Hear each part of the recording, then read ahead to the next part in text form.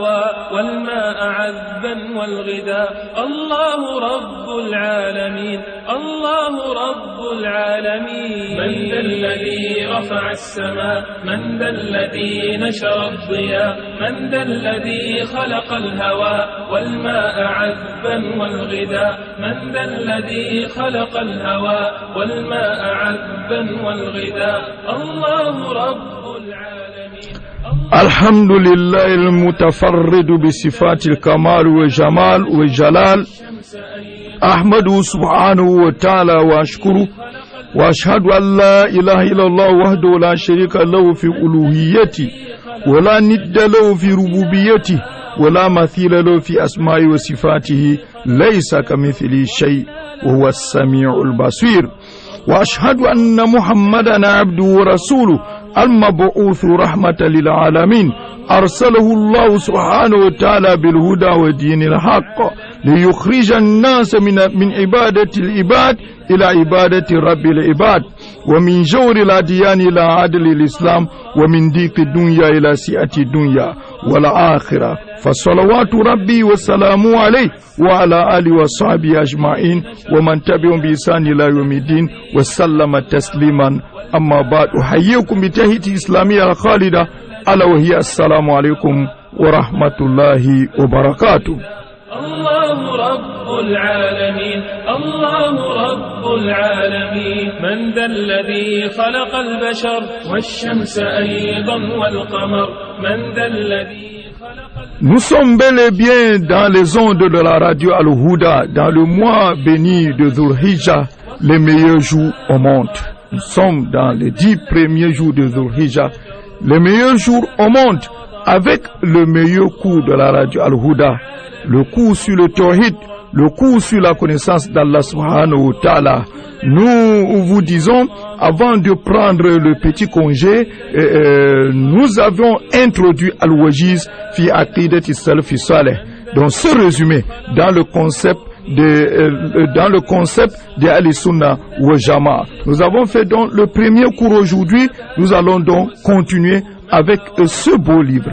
Ce livre très intéressant, nous illuminant dans notre concept qui fait le musulman, qui fait à ce que le musulman soit un musulman responsable.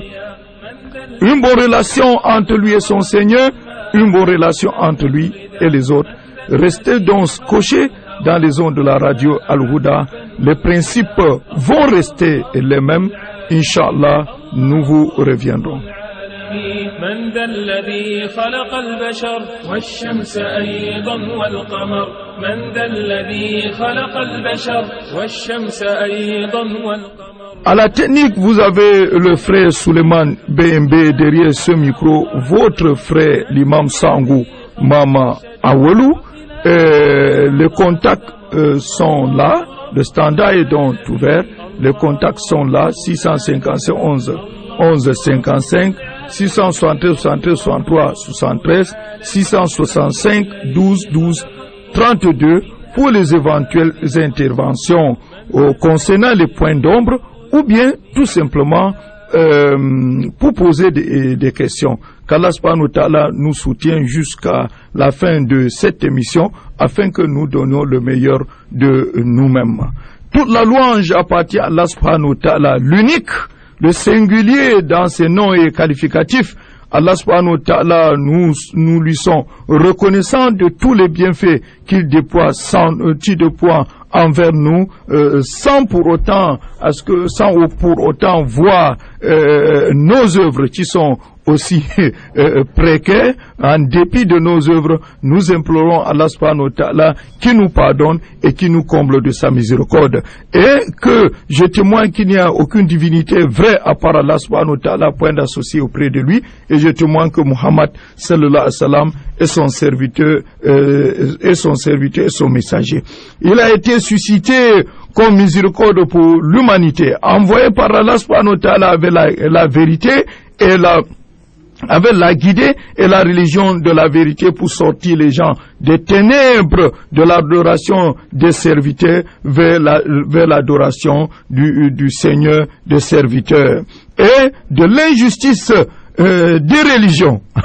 Ah oui, les religions fabriquées par les hommes sont une forme d'injustice vers la justice de l'islam, qui est la religion notice de l'être humain sur terre, mise sur pied par Allah subhanahu wa ta'ala, Seigneur de l'univers. Et sorti des gens vers l'étroitesse, de l'étroitesse autant pour moi, de l'étroitesse de la vie ici-bas, vers la largesse, vers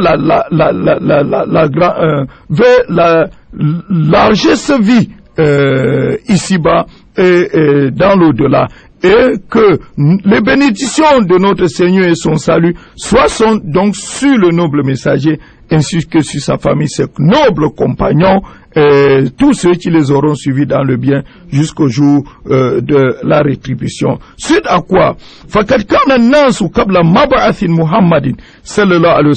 les gens, avant que Allah subhanahu wa ta'ala ne suscite le prophète Muhammad sallallahu alayhi wa sallam comme prophète messager auprès des hommes, kana nasu fi jahiliyatin jahla.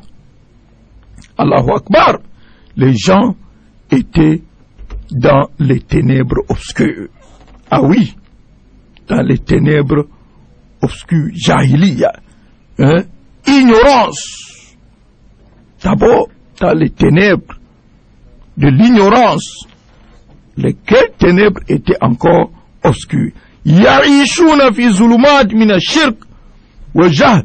Ils vivaient dans les ténèbres de l'idolâtrie, de l'associationnisme et du shirk et jahl et de l'ignorance. Tusaytiru alayhim khurafat. Qu'est-ce qui les entourait? Ils étaient engouffrés dans le khurafat. Le khurafat, c'était le paganisme. Le paganisme. Des choses inventées. On croit dans des choses qui n'ont aucune valeur. وَيَلْتَحَنُونَ فِي نَزَعَاتٍ وَسِرَاعَاتٍ قَبَلِيَّةٍ. Et ils se détruisaient, subhanallah, ils se détruisaient dans le quoi? Dans les disputes et les tiraillements qabaliyatin, tribal, dans les disputes et les tiraillements tribaux, autant pour moi. Voyez, seulement ici là, cette fraction que Ma'ali Sheikh Saleh bin Abdelaziz bin Mohammed Ali Sheikh, qui est dans le takdim de ce livre, dans l'introduction, préface de ce livre, il nous fait état des lieux. État des lieux du moment où le prophète sallallahu alayhi wa sallam a été suscité comme prophète messager. C'est l'état des lieux. Il a trouvé quel peuple, en quelle situation, en quel contexte politique, économique, social. Voilà la société dont il est décrite. Le peuple que le prophète sallallahu alayhi wa sallam trouvait. La situation où ils étaient, la précarité de leur vie, la précarité de leur culte, la précarité politique, la précarité dans le social. Il manquait tout, sauf la religion, la paix, la sécurité. Ils avaient tout, sauf le développement et la sécurité, tous les domaines. Ils étaient plongés dans les ténèbres.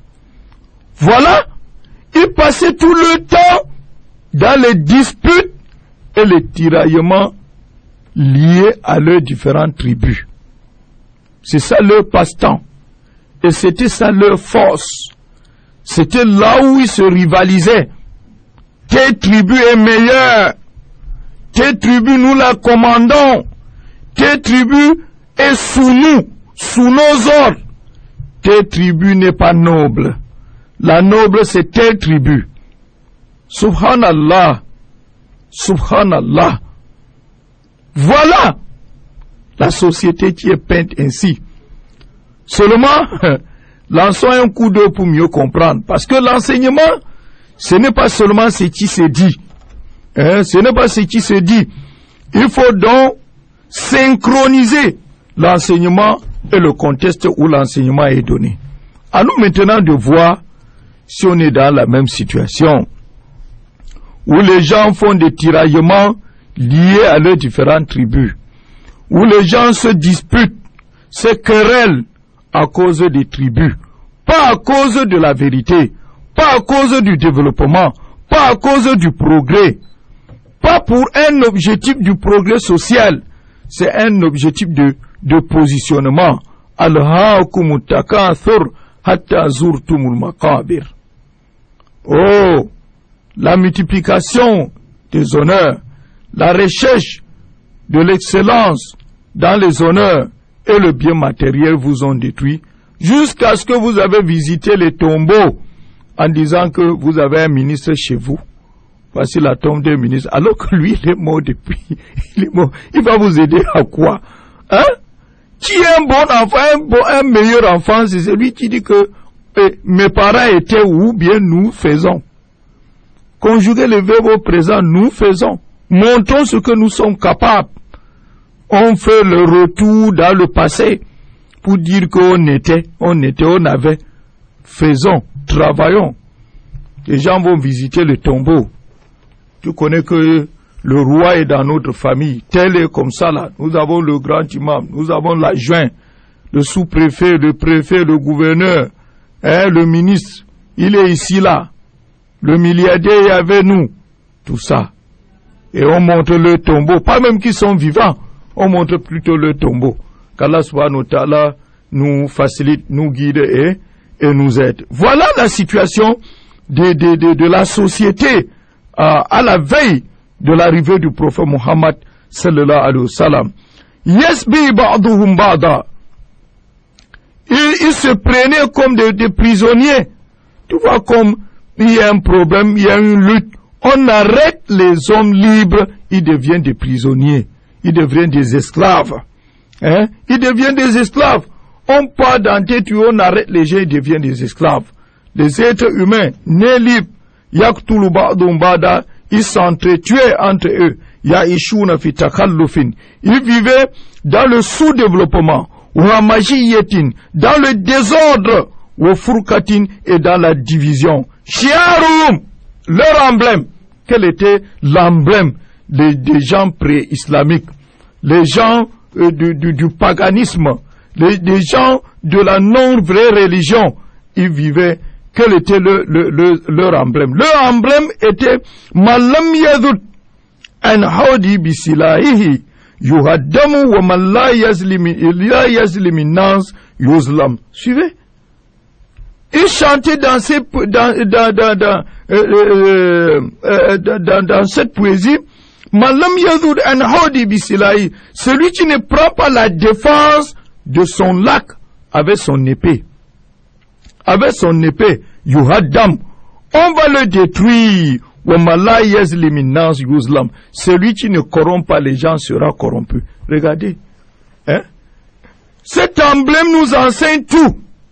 De la précarité de leur vie sociale, de la relation entre l'homme et l'autre, de la relation entre les voisins, de la relation dans le commun, l'économie, de la vie politique. Ça dit tout. Si les gens disent, si tu ne prends pas la défense de ton lac, autant pour moi, de ton lac, avec ton épée, yuhaddam, ce qu'on va te détruire, on va détruire ce lac-là. On va détruire ce lac. Et celui qui n'est pas injuste sera victime d'injustice. Donc, si tu ne fais pas l'effort pour corrompre les autres, ce que tu seras corrompu. Regardez cette mauvaise parole, ces mauvaises expressions. Celui qui ne prend pas la défense de son lac. Son lac, ça c'est l'individualité ici. Son lac. Il ne dit pas celui qui ne prend pas la défense de la cité. de son lac, lui à lui, son lac. Et vous savez que le lac se situe toujours dans une vallée, une zone où les eaux s'accumulent.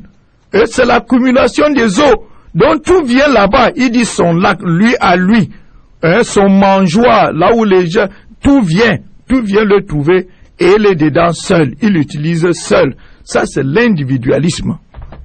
C'est l'individualisme, la gourmandise, la gourmandise et l'avarisme. C'est ça. Quand tu te montres, tu dis tu rejettes les autres. Ça c'est l'individualisme. On sent que ceux qui vivaient avant l'arrivée du prophète Mohammed sallallahu alayhi wa sallam étaient des gens qui vivaient dans l'individualisme. Les gens ne faisaient que conjuguer je, tout pour eux, rien pour les autres. Et si l'autre tente d'avoir, il faut le détruire, parce que si tu ne le détruis pas, tu seras toi-même détruit. Ça c'est quelle idéologie comme ça? C'est quelle idéologie?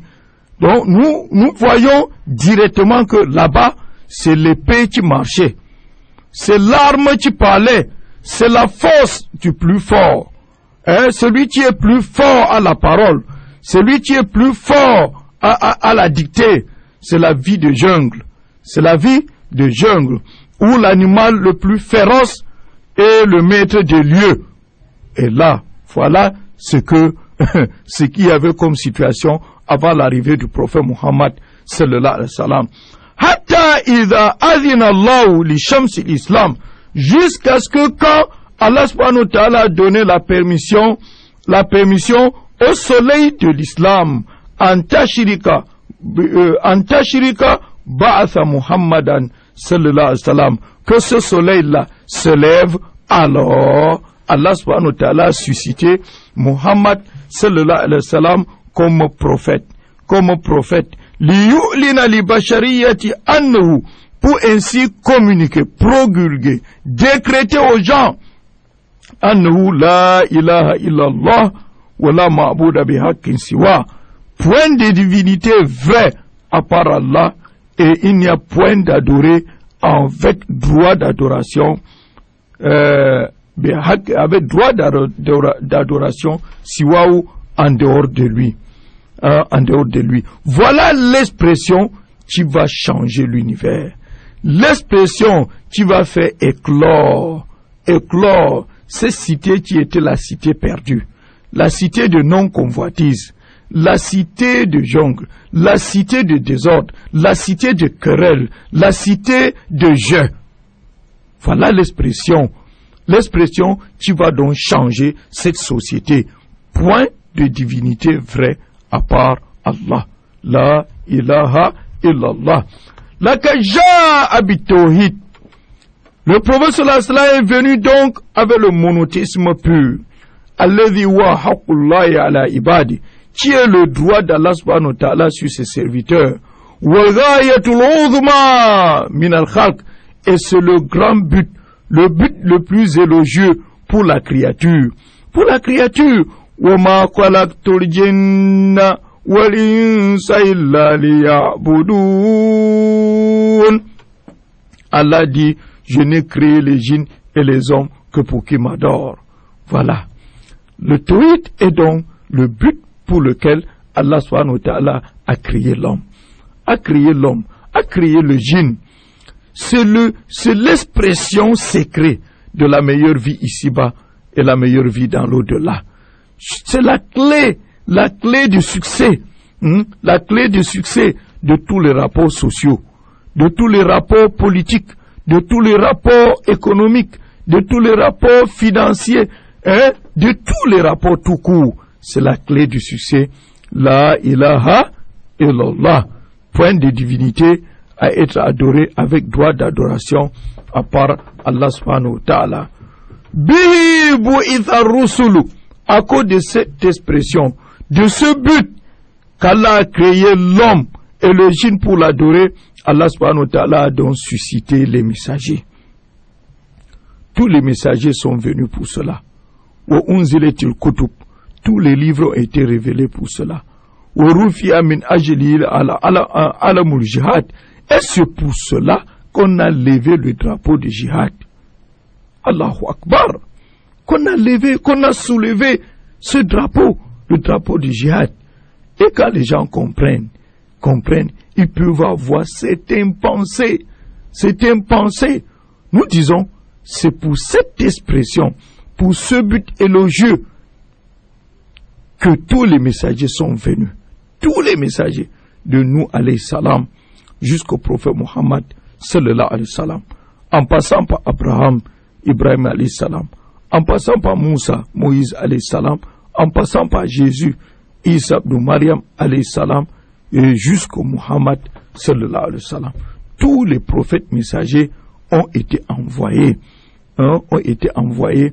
pour le but, le grand but de la création de l'homme, qui est le tawhid, l'adoration ultime d'Allah subhanahu wa ta'ala. Et si les livres ont été envoyés, les feuillets de nous, alayhi salam, les feuillets d'Abraham, alayhi salam, la Torah de Moïse, l'évangile de Jésus, les psaumes de David, Az-Zabour de Daoud, alayhi salam, tous ces livres-là, le Coran Karim, le Coran, avec le prophète Muhammad, sallallahu alayhi wa sallam, tous ces livres nous parlent de l'adoration ultime d'Allah, du droit d'Allah subhanahu wa ta'ala. L'adoration ultime d'Allah est le droit d'Allah, le droit le plus excellent, le plus important, qui devrait être le plus respecté. Le droit qui devait être le droit le plus respecté. C'est pour cela, quand on viole ce droit-là, ça devient calamité, ça devient problème. Rufi min ajlihi al-alamul jihad. Et on a donc levé le drapeau de jihad à cause de cela. Je n'ai créé les djinns et les hommes que pour mon adoration. L'adoration ultime d'Allah. Allahu Akbar. 13 سنة في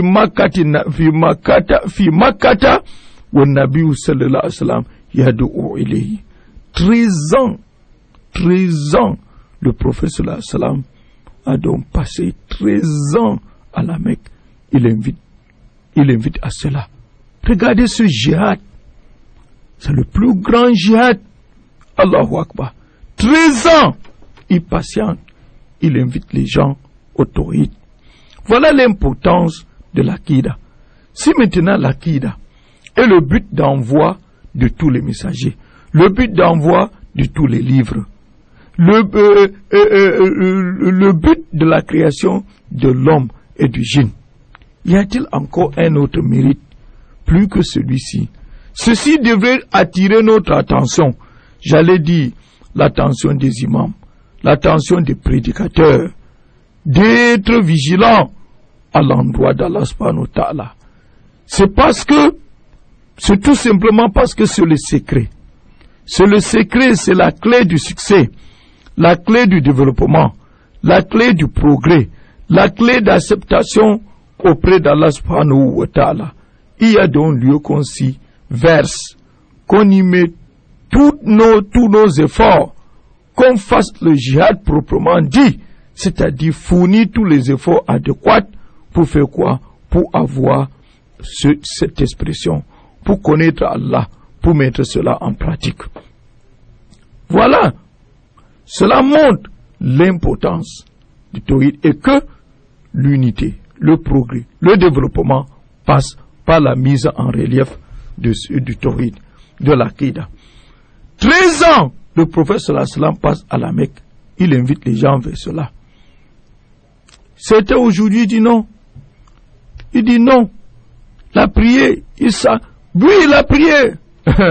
La prière, c'est le pilastre central de la religion. Mais, le problème se trouve où?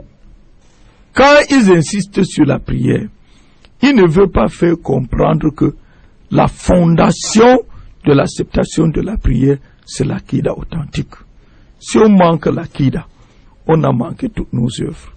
Si on manque l'aqida, on manquera au développement, au progrès. Si on manque l'aqida, on manque la sécurité et l'unité. Allahu Akbar. C'est pour cela, le prophète sallallahu alayhi wa sallam a pris tout le temps. 13 ans à la Mecque. 13 ans pour que les gens comprennent. C'est que si les gens ne comprennent pas, on ne quitte pas. Suivez comme le prophète sallallahu alayhi wa sallam disait à Mu'adh, quand il a envoyé Mu'adh à Yémen, il dit à Mu'adh, innaka ta'ati qawman min ahli kitab فَيَكُنْ أَوَّلُ مَا تُدُعُهُمْ إِلَيْهِ شَهَادَةُ أَنْ لَا إِلَهَ إِلَّا اللَّهُ وَأَنِّي رَسُولُ اللَّهِ فَإِنْهُمْ أَطَاعُوكَ لِذَلِكَ فَاعْلَمْ أَنَّ اللَّهَ افْتَرَضَ عَلَيْهِمْ 5 صلوات بِاللَّيْلِ وَالنَّهَارِ. Suivez. Comme قال صلى الله عليه وسلم. Ici là, quand le prophète sallallahu alayhi wa sallam voit Mu'adh à Yémen, il dit là où tu parles, ce sont nos confrères religieux, des gens du livre, les juifs et les chrétiens. La première des choses qui va occuper ton message, c'est de leur enseigner qu'il n'y a aucune divinité vraie à part Allah et que moi je suis le messager d'Allah. Après, si tu en obéis, il faut leur enseigner que Allah a obligé les prières dans la journée et la nuit. 5 prières à faire dans la journée et la nuit. Voyez, فَإِنْهُمْ أَطَاعُوكَ لِذَلِكَ. Si eux ils t'en obéissent, pour dire que si tant qu'ils n'ont pas compris, il faut rester dans le kalimatu tawhid. On reste dans l'expression du monothéisme pur. On ne quitte pas, on ne sort pas, on martèle, on insiste, on illumine, on explique, on débat, on détaille, on interpelle, on fait tout dans sa possibilité pour que les gens comprennent. Tout dans la limite de l'acceptable, dans la limite des enseignements islamiques, dans la limite de nos efforts, de nos capacités et de notre science. Voilà, on doit faire l'effort. Sinon, le prophète n'allait pas passer 13 ans sur un même sujet. Il n'a pas changé le sujet. Il n'est pas quitté du chapitre du Tawhid vers d'autres chapitres. Si nous remarquons l'ascension, le prophète sallallahu alayhi wa sallam est monté au ciel à l'année 10. L'année 10 maintenant, l'année 10, il revient, les gens commencent à prier. Ils prient comme on fait la prière de voyage. Mais pourquoi la prière n'a pas commencé à l'année 1? On a attendu l'année 10 avec Isra. Pourquoi et pourquoi et pourquoi? Pourquoi Allah, Allah subhanahu wa ta'ala a voulu que la prière soit réduite à la Mecque et qu'on vive comme ça là, soit réduite et donner lieu au tawhid. C'est tout simplement parce que le tawhid est le secret même de cette prière là. Quand quelqu'un a la connaissance d'Allah avec lui, il connaît la personne avec qui il a affaire, il va s'adonner pour faire ce que ce Dieu-là va accepter. Il va donc faire les efforts pour connaître Dieu. Plus tu connais Dieu, plus tu es stable. Imaginez quelqu'un qui est dans une maison. Il est là dans la maison. Le père de la maison est là. La mère de la maison est là. Il ne connaît rien de leurs habitudes, rien de ce qu'ils aiment et ils n'aiment pas. Ce que celui-là aura toujours des problèmes. Voilà 13 ans à la Mecque. Yadou où il invite vers le tawhid, le droit d'Allah subhanahu wa ta'ala. Wa yagrisu judhurahu fi a'mak an-nufus. Ce n'est pas simplement qu'il invite vers cela, mais il implante les racines du tawhid dans les profondeurs de l'âme. Allahu Akbar. Subhanallah. Faut qu'on comprenne cette expression que Cheikh Ma'ali Cheikh Ali Cheikh a dit ici. Wa yagrisu judhuruhu. Il implante ses racines dans les forts profondeurs de l'âme. Dans les forts profondeurs de l'âme. Voilà le travail que le prophète sallallahu alayhi wa sallam fait. Et aujourd'hui, les gens s'attellent aux choses apparentes. Tu vois comment il a posé ses mains dans la prière. Il n'a pas croisé les bras. Oui, croiser les bras, étant debout sur la prière, est une sunna. Est une sunna. Et les gens font comme ça, là, comme ça. Vérifions l'état du lieu de leur cœur. Est-ce qu'ils ont le tawhid? Parce que s'ils ont le tawhid, ils meurent. On va peser leurs œuvres pour voir. Mais sinon, pas le tawhid, ils meurent. C'est que par rapport au shirk qu'on a, on part d'abord en enfer. On part en enfer. C'est l'enfer direct. L'enfer direct. Ne croyons pas que beaucoup de prières seules suffisent. Il faut l'aqida. Il faut le tawhid. Il faut la foi vraie. La foi vraie. Ta relation avec celui que tu adores. Tu le conçois comment? Ici, là, le cheikh dit, et il implante les racines de la profondeur, des profondeurs, dans les profondeurs de l'âme. Il enracine cela. Il enracine le tawhid, dans les profondeurs de l'âme. وَيَبْنِي أُسُسَهُ وَدَعَائِمَهُ فِي سُوَيْدَاءِ قُلُوبٍ. Allahu Akbar. وَيَبْنِي أُسُسَهُ. Et il construit, il bâtit ses fondements, وَدَعَائِمَهُ et ses piliers فِي سُوَيْدَاءِ قُلُوبٍ, dans les ténèbres du cœur. Dans les ténèbres du cœur. L'autre, c'était les profondeurs de l'âme. Ici, là, les ténèbres du cœur. Allahu Akbar. Voyez le travail abattu. Le travail fait par le prophète sallallahu alayhi wa sallam. Ce n'est pas donné à n'importe qui. Ce n'est pas donné à n'importe qui. Voilà le tawhid que nous négligeons. L'aqida que nous négligeons, qui est le secret. À tous les prédicateurs, à tous les acteurs qui font dans la religion, pour qu'il y ait paix, calme, sécurité, dans notre communauté même des musulmans, il faut ça là. Il faut ça. Une communauté grande en nombre, mais petite en réalisation. Petite en réalisation. Parce qu'on ne connaît pas. D'ailleurs, même les imams et les prédicateurs qui orientent même les gens ne connaissent pas l'objectif, le but, les bases même de leur fonction, de leur responsabilité. On peut prendre le jeûne. On martèle, on oublie le cerveau du jeûne. On oublie l'âme du jeûne. L'âme du jeûne, c'est l'aqida. Donc pour parler du jeûne, il faut d'abord parler du tawhid, de l'aqida, pour que la personne qui part gêner avec une clarté dans sa mémoire, avec une intention digne de ce nom. Digne de ce nom. Allahu Akbar. وَيَثْبُتُ أَرْكَانُهُ فِي وَجْدَانٍ. Allahu Akbar. Et le prophète, maintenant, dans les 13 années là, qu'est-ce qu'il faisait encore? Il stabilisait les piliers du tawhid dans les différents membres du musulman. Regardez, il a commencé par l'âme. Il implante les fondements, les racines du tawhid, qui nous foussent dans les bas-fonds de l'âme, dans les profondeurs de l'âme.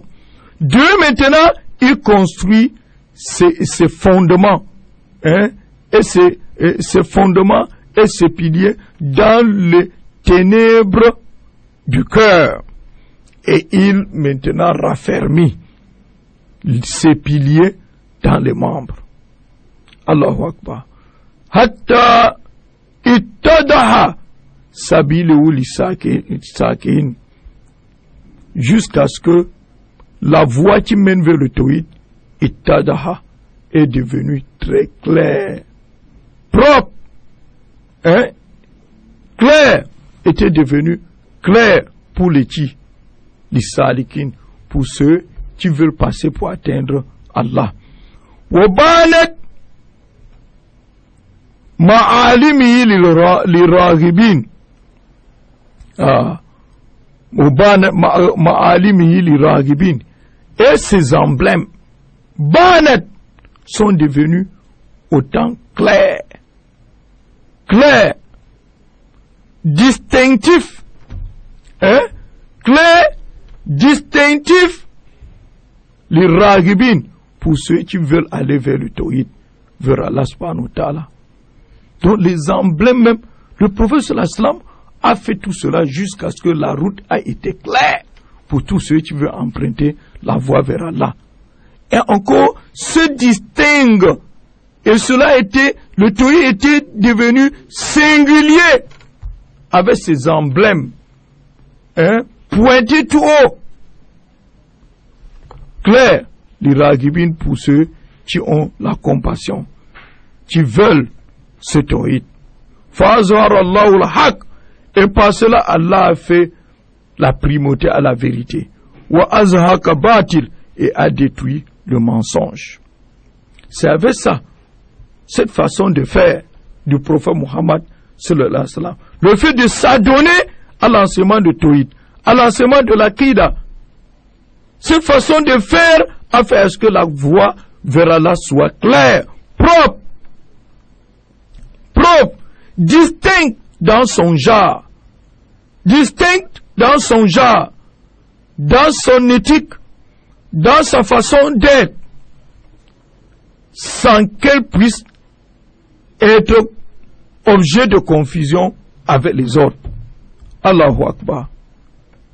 Et de là, Allah subhanahu wa ta'ala a donc donné primauté, a fait valoir la vérité et il a détruit le mensonge. Wa da'atul qulub anwaru tawhid al-khalis.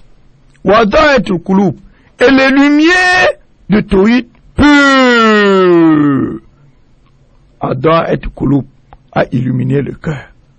Parce que le tawhid, chers frères qui m'écoutent, chers sœurs qui m'écoutent, qui écoutent la radio, qui écoutent ce que nous disons, en ce lundi, dans les 10 premiers jours de Dhul Hijjah, meilleur jour de l'année. Allahu Akbar. Écoute, le tawhid, l'aqida est une énergie. C'est une lampe éclairante qui éclaire nos pensées, qui éclaire nos démarches, qui éclaire nos façons de faire, de vivre, de voir, de méditer. Allahu Akbar.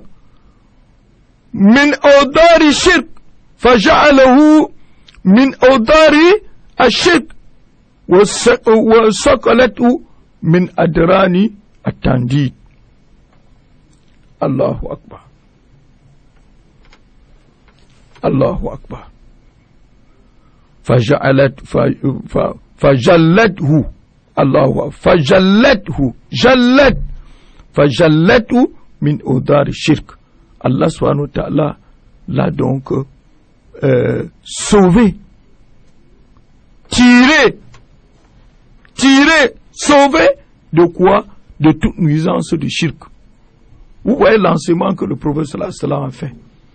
L'éducation qu'il a faite a été plus que claire, limpide. Limpide. Parce que le prophète sallallahu alayhi wa sallam a sorti cela des tentacules. De quoi? Du shirk. Du filet du shirk, de tout ce qui peut venir de la nuisance du shirk. Et a aussi purifié cela, soit par l'être ou min adrani attendit. Cela a donc sorti le tawhid de quoi? De la pesante, adran, de la saleté, de tandit, de l'idolâtrie. Saleté de l'idolâtrie. Qu'est-ce qui a fait tout cela? Ce sont les piliers, les fondements, les racines que le prophète sallallahu alayhi wa sallam a mis dans les profondeurs, les bas-fonds de l'âme. Ce sont les piliers, les fondements que le prophète sallallahu alayhi wa sallam a implantés dans les ténèbres du cœur. Ce sont les piliers que le prophète sallallahu alayhi wa sallam a donc implantés dans les membres du corps jusqu'à ce que la voie est devenue plus que claire. Et les emblèmes se sont distingués exclusivement de tout ce qui n'est pas cela. Et que de là maintenant, Allah subhanahu wa ta'ala a donné la primauté à la vérité et a détruit le mensonge. Et c'est cela qui a illuminé tout le cœur. La lumière de Tawhid a donc illuminé tout le cœur. Cette lumière de Tawhid a donc sauvé le Tawhid de toute nuisance de shirk. Cette lumière de Tawhid a donc purifié l'âme, purifié l'âme et la mémoire. Purifier l'âme, la mémoire, le cœur, les membres de toute personne qui est monothéiste, de quoi des adran, attendit, des saletés de l'idolâtrie. Voilà, Allahu Akbar, le travail abattu par le prophète Mohammed sallallahu alayhi wa sallam. Et voyez le résultat. Qu'Allah subhanahu wa ta'ala nous facilite, nous guide et nous aide. Nous allons donc prendre cette deuxième pause, le temps que nous méditons sur ce que nous avons fait, le temps que nous cherchons à voir s'il y a jamais il y a les points nombres, et nous vous revenons après ceci. عذبا والغذاء الله رب العالمين الله رب العالمين من ذا الذي رفع السماء من ذا الذي نشر الضياء من ذا الذي خلق الهواء والماء عذبا والغذاء من ذا الذي خلق الهواء والماء عذبا والغذاء الله رب العالمين الله رب العالمين من ذا الذي خلق البشر والشمس أيضا والقمر من ذا الذي خلق البشر والشمس أيضا والقمر من ذا الذي خلق الشجر وخلالها وضع الثمر من ذا الذي خلق الشجر وخلالها وضع الثمر الله رب العالمين الله رب العالمين الله رب العالمين الله رب العالمين من ذا الذي خلق الطيور منها البلابل والصقور من ذا الذي خلق الحمد لله والصلاة والسلام على رسول الله وعلى آله وصحبه ومن تبعهم بإحسان إلى يوم الدين وسلم تسليما أما بعد. Le chef continue en disant: لقد جاء النبي صلى الله عليه وسلم والقلوب أرض جرداء فسقاها من نمير التوحيد وأرواها من سلسبيل الإخلاص وساقها إلى الله دليل المتابعة إلى الله دليل المتابعة فاهتزت وربت وانبتت من كل زوج بهيج فعزت الأمة بعد ذلتها واجتمعت بعد فرقتها وصارت غالبة بعد أن كانت مغلوبة. لقد جاء النبي صلى الله عليه وسلم. Le prophète sallallahu alayhi wa sallam, certes, était venu au moment que le cœur des gens était une terre aride. Allahu Akbar. Donc le travail n'était pas facile. Le travail n'était pas facile. Le cœur était une zone, le cœur des gens était une terre aride. Aride, difficile, qui n'est pas une terre arabe. Là où on peut planter, ça pousse vite et tout. Non, terre aride. Aride. Hein? Pas d'eau, pas rien, pas de végétaux, pas d'herbe, rien.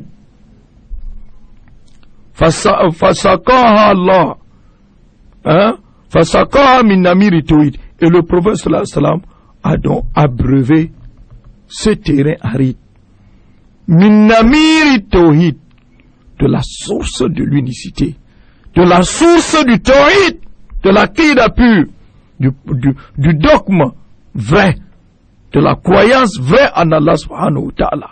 Voilà, vous allez voir que une terre aride, souvent même il pleut, ça dit rien, ça ne donne rien, mais cette terre aride, exceptionnellement, avec le tawhid, est devenue une terre praticable, hein, praticable pour la bonne culture. La culture qui fait profiter ici-bas et dans l'au-delà. Un cœur dur, mais le tawhid est venu façonner cela en une terre maniable. Wa arwaha min sabili l'ikhlas. Et de Dieu maintenant, l'a abreuvé aussi de quoi? Min sabil ikhlas, d'une autre source, ou bien d'une source, d'une autre valeur, d'une autre particularité, hein? La source de vie, al-ikhlas, la purification du cœur, la sincérité, le monothéisme pur, la foi vraie, le culte exclusif à Allah subhanahu wa ta'ala. Regardez d'où il a puisé les matières d'abréviation. Les matières d'abréviation. Wasaqaha ilallah. Wasaqaha ilallah dalil mutaba'a. Et la preuve du suivisme l'a conduit maintenant vers qui? Vers Allah subhanahu wa ta'ala. Conduit le cœur vers Allah. A conduit le cœur vers Allah. Regardez maintenant comment le cœur a agi. Fahtazzat wa rabat. Le cœur a donc s'est secoué. Et chaque particule a pris sa place. Wa rabat. Et a donc germé. Il fut germé. Wa ambatat min kulli zawjin bahid. Et a fourni en arbre, en fruits, en végétation, kulli zawjin bahid. Chaque espèce avec deux couples. De couplets de végétation. Bien faite. Hein? Bien fourni. Fa'azzatil ummatu ba'da zillatiha. Et la communauté a eu la puissance. Ba'da zillatiha, après qu'elle était impuissante. A eu de la valeur, après qu'elle était une communauté sans valeur. C'est pas ça que cette première communauté a eu la valeur. Était quelque chose, avait pris parole et pouvait même parler 10 mots. Pas par puissance militaire. Ce n'était pas une puissance militaire. Ah, je reviens dans le djihad d'en haut. Et voilà. Ce n'est pas une force militaire, mais non, détrompons-nous. Une force de cœur. Un cœur qui est accroché à Allah n'a plus besoin de rien parce qu'il a Allah. Il est soutenu par lui, et le conduit vers le bien et le hisse au niveau de tous les autres peuples. Tout comme sa religion est au-dessus de toute autre religion, le peuple de ces religions devient au-dessus de tout autre peuple. Par la force de cœur, par la puissance puissance militaire. Les militaires ont déjà implanté une paix pareille? Non. C'est l'imposition là-bas. C'est l'imposition. Hein? C'est l'imposition. Allahu Akbar. C'est pour cela, sans être politicien, nous saluons les actes posés par le Cameroun par rapport à certains de ses voisins. C'est de ses voisins. Ils ont implanté la force. Ils ont implanté la paix, pas par l'épée, mais par le cœur. On a convaincu les autres par le cœur. Qu'Allah subhanahu wa ta'ala facilite. Voilà. La communauté a donc eu la valeur après qu'elle était sans valeur. Un appel. Donc, et la division d'auparavant liée à différentes tribus, cette division a disparu. Allô? Alaykoum salam wa rahmatullahi wa barakatuh. Non, nous remercions Allah subhanahu wa ta'ala en premier lieu et vous en studio qu'Allah vous admet beaucoup avec votre famille. Amin, amin. Et nous ensemble. Non, nous sommes vraiment intéressés pour le coup d'aujourd'hui. Bon, ma question, c'est Faye Omar ou de Chenebel. Oui, allez-y. Non, ma question, je voulais savoir si on peut maintenir l'Akida. Est-ce que quelqu'un peut perdre l'Akida à un moment donné, après avoir l'Akida, est-ce que quelqu'un peut perdre l'Akida? Qu'est-ce qui peut maintenir l'Akida sur l'être humain, chef? Salam alaikum wa rahmatullah. Alaikum salam wa rahmatullah. Non, merci très bien le frère Omar de Nuber. Et les divisions d'auparavant ont disparu. Toutes ces divisions, les émiettements, le déchiquetement de la communauté en groupe, sous-groupe, sous-groupe, les querelles, les querelles stériles, c'est ce que je voulais dire, les querelles stériles, subhanallah, ont disparu, et les gens étaient devenus unis. وصارت غالبة بعد أن كانت مغلوبة. Et ce peuple-là était devenu une communauté qui gagnait, une communauté de progrès, de développement, après que cette communauté était une communauté réduite par les autres communautés, qui était dépassée par les autres communautés en tout. Politiquement parlant, ils étaient à la traîne du peuple. Socialement, à la traîne du peuple. Politiquement, à la traîne du peuple. Socialement, à la traîne du peuple. Tout ça, économique, tout était fini. Ils étaient devenus une communauté que les gens prenaient l'exemple sur eux. Les gens prenaient l'exemple sur eux, sur leur dynamisme, sur leur unité, sur leur cordialité, sur leur progrès, sur leur développement, sur leur force économique, sur leur force religieuse, sur leur bonheur. Le bonheur, les gens les convoitaient pour le bonheur. Allahu Akbar. Voilà maintenant comment la communauté est passée. Année de laps de temps, pas longtemps, 23 ans de message. Le prophète sallallahu alayhi wa sallam, 23 ans de message. Toute la précarité a disparu dans tous les domaines. Et tous les disputes, les tiraillements, tout, divisions ont disparu en un laps de temps. Voyez, les Khazraj et les Aus, deux grandes tribus de Médine qui étaient dans une guerre de 100 ans. Les gens qui se querellent 10 ans, 20, 30, 50, 60, 70, 100 années de querelle.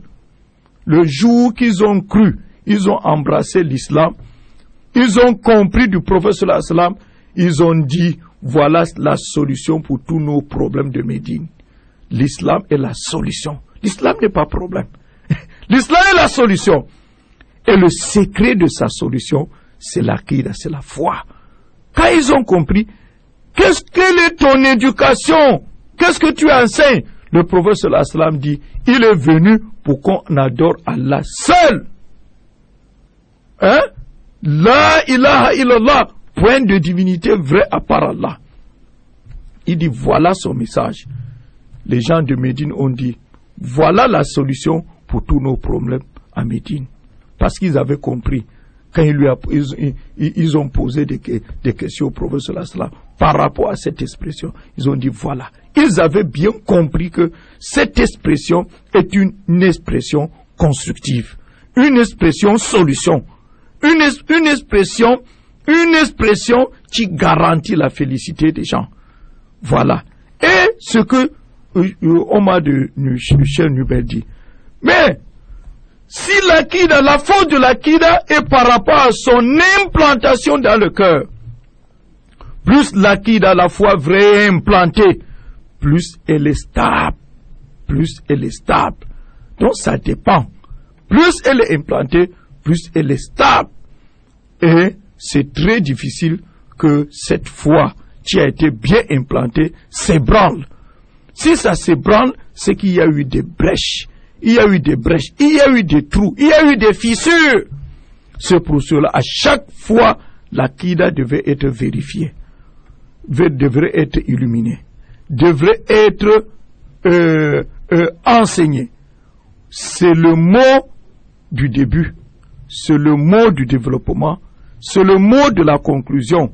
Le prophète l'a enseigné au début de sa révélation, de sa prophétie, tout au long de sa prophétie, et à la mort, quand il mourait, il disait toujours, faites attention au shirk. Ne devenez pas après moi des idolâtres. Il nous a laissé avec le tawhid. Voilà, nous allons nous arrêter donc ici aujourd'hui. Inch'Allah, nous comptons continuer lundi. Inch'Allah, qu'Allah subhanahu wa ta'ala nous facilite, qu'Allah nous guide et nous aide, qu'Allah fasse à ce qu'on comprenne et mette cela en pratique, qu'Allah nous préserve dans notre beau pays, dans sa sécurité, dans sa paix, dans son vivre ensemble, qu'Allah subhanahu wa ta'ala fait de nous un peuple qui s'aime, unique, indivisible, qu'Allah nous guide et nous aide, nous facilite. Subhana rabbika rabbil izzati amma yasifun, salamun ala mursalin, alhamdulillah rabbil alamin. Subhanaka Allahumma wa bihamdik, ashhadu an la ilaha illa anta, astaghfiruka wa atubu ilayk.